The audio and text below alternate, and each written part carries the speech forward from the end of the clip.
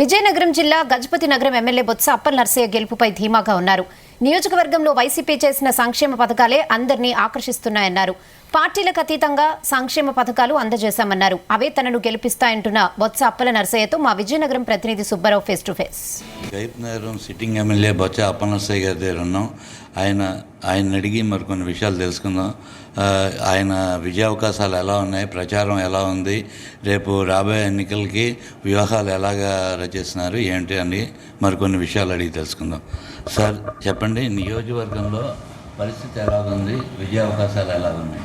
పరిస్థితి చాలా అనుకూలంగా ఉందండి. విజయం మీద అయితే మా విజయం మీద అయితే నేను ధీమా వ్యక్తం చేస్తున్నాను. కారణం ఏంటంటే ఇప్పుడు కూడా నేను ప్రజల మధ్యన ఉంటాను, ప్రజలతో మమేకం ఉంటాను. ఎందుకు లేదు, ముందైతే ఏదైతే గ్రామాలని హామీ ఇస్తానో హామీలన్నీ నెరవేర్చే కార్యక్రమాలు పూర్తి చేస్తుంటాను. ఎప్పుడైనా నేను గ్రామంకి వెళ్ళినప్పుడు కూడా ప్రజలు ఏదైతే కోరుకుంటారో ఆ కార్యక్రమాన్ని నెరవేర్చే నేను ఎన్నికలకు వెళ్తున్నాను. కాబట్టి విజయావకాశం చాలా మండిగా ఉన్నాయి. ముఖ్యంగా మా జగన్మోహన్ రెడ్డి ఇచ్చిన నవరత్నాలు ఎందుకు కూడా పేద ప్రజలు కూడా ఈరోజు జగన్ గారికి మళ్ళీ ఓటేయాలి, ఆయన పథకాలన్నీ మేమేమో తినేసున్నాం కాబట్టి ఓటేయాలన్న ఆలోచన ఈరోజు పేద ప్రజలకు ఉంది. అయితే మీకు గతంలో నియోజకవర్గంలో చాలా మంచి మెజారిటీ వచ్చింది. బొత్స కుటుంబం అంటే ఒక బ్రాండ్ ఇమేజ్ అయితే విజయనగరం జిల్లాలో ఉంది. దాన్ని ఈ దఫా ఎన్నికల్లో దాన్ని పెంచుకునే ప్రయత్నం ఎలా చేస్తున్నారు ఏంటి సార్? పెంచుకునే ప్రయత్నం మేము కొత్తగా చేయవలసిందే లేదు. ఈరోజు జగన్మోహన్ రెడ్డి పథకాలన్నీ కూడా ప్రజలు హర్షిస్తున్నారు కాబట్టి ఇంకా మెజారిటీ వస్తుందని చెప్పి మేమైతే ఊహిస్తున్నాం. ఈరోజు మాకు నెగిటివ్ ఓట్ అనేది ఇక్కడ ఈ ప్రభుత్వంలో లేదు 5 సంవత్సరాలు. ఎందుకంటే మేము అక్కడ కూడా అటు జగన్మోహన్ రెడ్డి అనేది మేము కానీ అక్కడ కూడా తప్పు చేసే కార్యక్రమం చేయలేదు. ప్రతి ఒక్కరికి కూడా పథకాలు అందించే కార్యక్రమం చేసాము. మేము పార్టీలు చూడకుండా చేసే కార్యక్రమం చేశాం కాబట్టి మొన్నటి మీద ఇంకా ఎక్కువ మెజార్టీ వస్తుందని చెప్పి నేను ఆశిస్తున్నాను. అయితే ఈ దఫా మీ వారసులు ప్రచారంలో దూసుకుపోతున్నారు. వారసులకి ఏ రకంగా మీరు సూచనలు సలహాలు ఇస్తున్నారండి? వారసులు దూసుకుపోవడంగా వారసులు కూడా ప్రజల తాలూకు ఆమోదం పొందాలి. ఎప్పుడైనా సరే రాజకీయాల్లో నేను ఉన్నాను కాబట్టి నా కొడుకు మళ్ళీ ఎమ్మెల్యే అవ్వాలని కాదు, వాళ్ళు ప్రజలు ఆమోదించాలి. ఈరోజు ఆ విధంగా వాళ్ళ బిహేవియర్ కానీ వాళ్ళ నడవడిక కానీ ప్రజల్లో వాళ్ళు మమేకమైన దీనిలు కానీ ఉంటే తప్పనిసరిగా ప్రజలు వాళ్ళు ఆమోదిస్తారు. దాంట్లో అవలసిన కొడుకు కాకుండా ఇండివిజువల్ కెపాసిటీ కూడా పెంచుకోవాలి ఎవరైనా సరే రాజకీయాలను. అలా పెంచుకున్నప్పుడే సక్సెస్ అవుతారు ఎవరైనా సరే. మరి మా వాడు తిరుగుతున్నాడు, చూద్దాం, టైం ఉంది కదా. 5 సంవత్సరాలు నేనే కదా ఎమ్మెల్యేనే, వాడు కాదు కదా. అవకాశం ఉండి ప్రజల్లో కానీ కష్టపడి పనిచేసి ప్రజల్లోకి వెళ్ళి ప్రజా సమస్యలు కానీ తెలుసుకొని వాళ్ళ కష్టాలు తీర్చగలిగితే తప్పనిసరిగా నాయకుడు అవుతాడు. లేకపోతే ప్రజలేమో ఆమోదించరు. మీకు అంటే ఉత్తరాంధ్రలో మంచి గుర్తింపు ఉంది. ఆ గుర్తింపుని వారసులు కూడా అదే స్థాయిలో ప్రజల్లోకి తీసుకెళ్తున్నారు. ప్రజల నుంచి మంచి ఆమోదం అయితే లభిస్తున్నది. ప్రజల పల్స్ అయితే హ్యాట్రిక్ దిశగా అప్పలనరసయ్య గారు అని చెప్పి నియోజకవర్గంలో పబ్లిక్ టాక్ ఉంది. దాని మీద మీ ఏ రకంగా స్పందిస్తారు? మా కుటుంబం ఇప్పుడు గురించి మా తండ్రి గారి దగ్గర నుంచి కూడా మేము ప్రజాసేవ చేయడం కానీ ప్రజలకి ఏదైనా అవసరం అయితే ఆ సమస్య పరిష్కరించే తీసుకుని ఇప్పుడు కూడా మా తండ్రి గారి నుంచి మాకు అలవాటైంది. ఆ తర్వాత మా బ్రదరు రాజకీయాలకు వచ్చిన దగ్గర నుంచి కూడా ఆయన రాజకీయ పరిస్థితులు అంటే మీ అందరికీ తెలిసి ఉత్తరాంధ్ర ప్రజలు తెలుసు, రాష్ట్రం అంతా తెలుసు. ఆ నేపథ్యంలో నేను రాజకీయాల్లో రావడం, నేను వచ్చిన దగ్గర నుంచి కూడా ఎక్కడా కూడా అవినీతికి తావు లేకుండా ఈరోజు ఎక్కడా కూడా లంచాలకు తావు లేకుండా మరి నేనైతే పరిపాలన సాగిస్తున్నాను. నాకైతే ఎమ్మెల్యేగా ప్రజలకు మంచి సర్వీస్ అందించేదని భావన అయితే నాలో ఉంది. ఈరోజు ప్రజలు కూడా నన్ను అలాగే గుర్తిస్తున్నారు. ఆ రోజు సమైక్యత ఉద్యమంలో ఈ రాష్ట్రం అంతా అట్టు అడిగిపోయిన సమయంలో విజయనగరం జిల్లా ఏ విధంగా సమైక్యత జరిగిందో మీ అందరికీ తెలుసు. ఆ టైం అప్పుడే నాకు విజయనగరం జిల్లాలో 45,000 ఓట్లు నాకు ఇచ్చి నన్ను గౌరవించారంటే చిన్న విషయం కాదు అది. ఎందుకంటే మా మీద నమ్మకం, ఒక భరోసా. మేము దందుగా ఉన్నామంటే వాళ్ళకి మంచి జరుగుతుందనే భరోసా ఈరోజు నాకు గెలిపిన నియోజకవర్గ ప్రజల్లో ఉంది. తప్పనిసరిగా నన్ను ప్రజలు ఆమోదిస్తారు. అదేవిధంగా మా అబ్బాయి తిరిగాడు అనుకోండి, ఈరోజు మా గుణాలు కానీ ఉన్నాయండి. వాళ్ళు మేమేదైతే పనిచేస్తున్నామో ఆ విధంగా కానీ వాళ్ళు కూడా ప్రజల్లో మా మేకుంటే తప్పగా ప్రజలు ఆదరిస్తారు. మీకు లేదు వాళ్ళే తప్పుదారు పడితే ప్రజలు ఎందుకు ఆదరిస్తారు?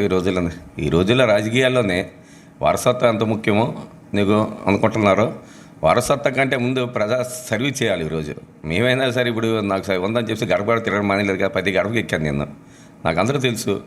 ప్రతి లేడీస్ ఎందుకంటే నేను జడ్పీ తీసుకుందామంటే డ్వాక్రా సంఘాలతో మా మేకమే ఉండేవాడిని. ఎక్కువ డ్వాక్రా సంఘ మీటింగ్లు కానీ వెళ్తుండేవాడిని. వాళ్ళ సంఘం మీటింగ్లు కూడా చాలాసార్లు కూర్చొని సందర్భాలు ఉన్నాయి నాకు. ఎందుకంటే నేను జడ్పీటీసీగా 2 మండలాలు పనిచేశాను. ఎమ్మెల్యేగా కూడా డ్వాక్రా సంఘాలతో ఎక్కువ మీటింగ్లు పెట్టి వాళ్ళతో మేమేక ఉంటాను. కాబట్టి ప్రజలతో ఎవరైతే అనుబంధం పెంచుకుంటారో, ప్రజలతో కలిసి వచ్చి పనిచేస్తారో తప్పనిసరిగా ప్రజలు అలా ఆమోదిస్తారు. అలాగే మా అబ్బాయి కూడా ప్రజలతో 5 సంవత్సరాలు నేను ఉంటాను, నాతో పాటు సర్వీస్ చేస్తే ఆమోదిస్తారు. ఎందుకు ఆమోదించరు? థ్యాంక్ యూ, ధన్యవాదాలండి. జీ తెలుగుకి మీరు విలువైన సమయం కేటాయించినందుకు ధన్యవాదాలు. మళ్ళీ మీ విజయం అయిన తర్వాత మళ్ళీ మా జీ తెలుగుకి ఏమని మీరు మీ ఇంటర్వ్యూ కోసం వస్తాం. తప్పనిసరిగా ఇస్తాం. Zee Telugu news, Subbarao, Vizianagaram, Zee Telugu news.